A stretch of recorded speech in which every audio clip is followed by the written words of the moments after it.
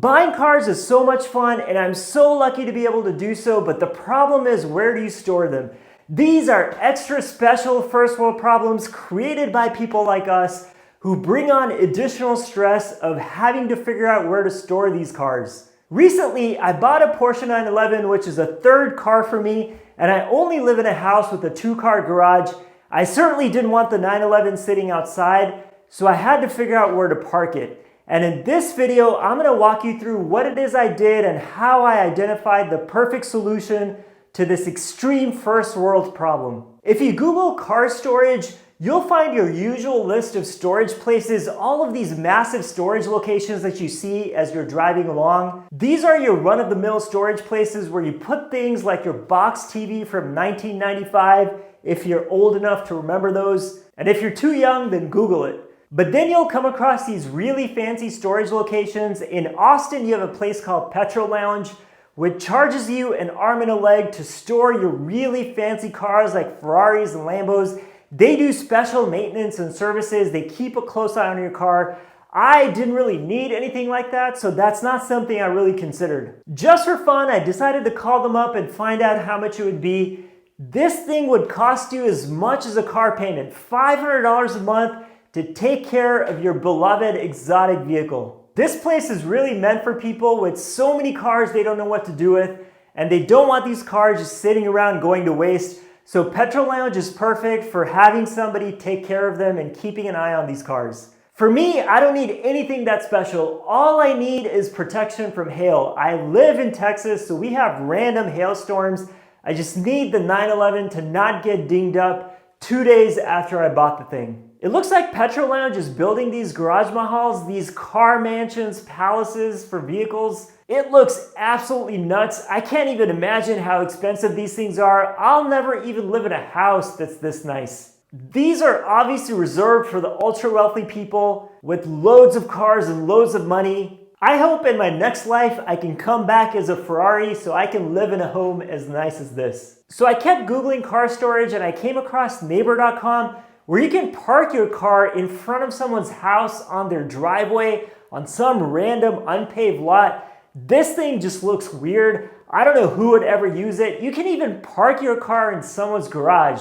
That's just creepy. I don't think I'll ever even take advantage of it. The pricing seemed reasonable, so it might be for some people, but it's definitely not for me. But hey, for every problem that you have, there appears to be some random solution out there. So I decided to stick with just a standard storage place for this 911. I looked at a bunch of different options at your regular old storage locations, and most of them were fully booked up. I had such a hard time finding ones that were even empty. And then when I did come across ones that were available, they were charging me $300 just for a regular storage area. If I'm gonna pay that much for storage, I might as well just pay a couple hundred more and go with Petrol Lounge and get the entire suite of services. Regular enclosed storage spaces that are garages that you can drive into, many of them have lifts that are really high.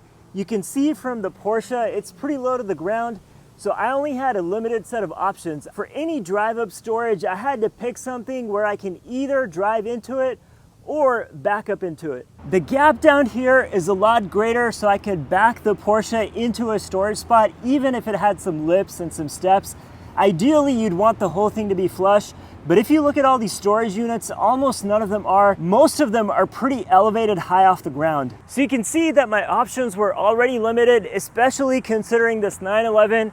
There's only a handful of storage spots that I could pick from. And finally, after searching for some time, I finally landed on a great deal, $79 per month for storing my 911 in an enclosed garage. But then that was an online deal. I didn't get to pick the spot, and I needed to get something that was as flush to the ground as possible so I could drive this thing straight into it. So I went over to the storage place to see what $79 a month was actually getting me, and luckily they had a unit that was very close to the ground, almost flush except for a couple of steps, but it was low enough to where I knew that I could get this 911 into it.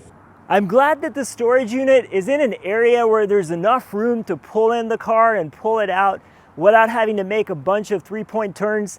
If you look at this area with the storage units, the space is much narrower, so trying to maneuver the car in this area would be much more problematic.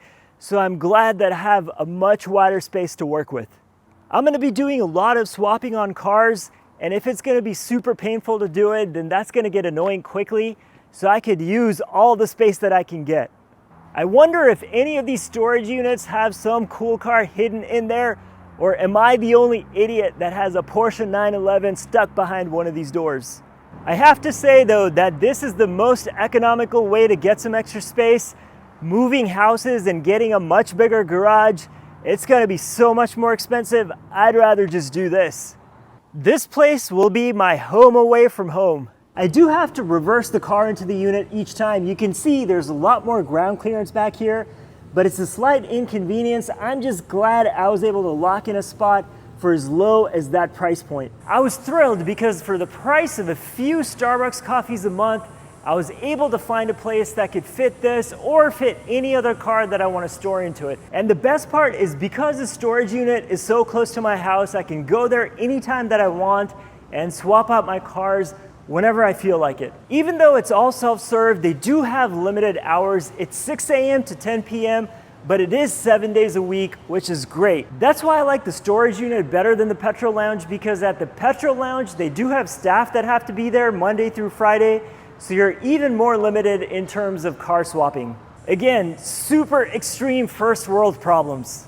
That internet subscription pricing does come with a catch though. The guys at the storage place told me that that price will change after 3 months. After that time, it could be at a market rate of 200, 300, who knows? It's completely based on market demand and supply. But they did give me an option though. I could lock in that lower rate if I paid for the entire year in full, and so naturally I did that. I'm pretty sure I'm gonna make good use of that space as long as I continue to buy and sell cars, and as long as the YouTube channel is alive, I'll keep doing that and take advantage of that storage spot. Even the manager over there was surprised at how I was able to get a rate this low. It's completely dependent on how many units they have open, and at the time, they just had a bunch of units opened up, so the price just tanked. I'm super happy I was able to find an enclosed garage for this car or any other car that I want to put in there. Super duper extreme first world problem has been solved. In a few months, check back into the channel. I'll provide you an update on how the storage is going and if there's any downsides to what I did. The spot that I got is 10 feet by 20 feet. With this car being as small as it is, I'm gonna have a lot of room in that garage. So I have to go to the store and buy some junk because I gotta fill up that entire unit.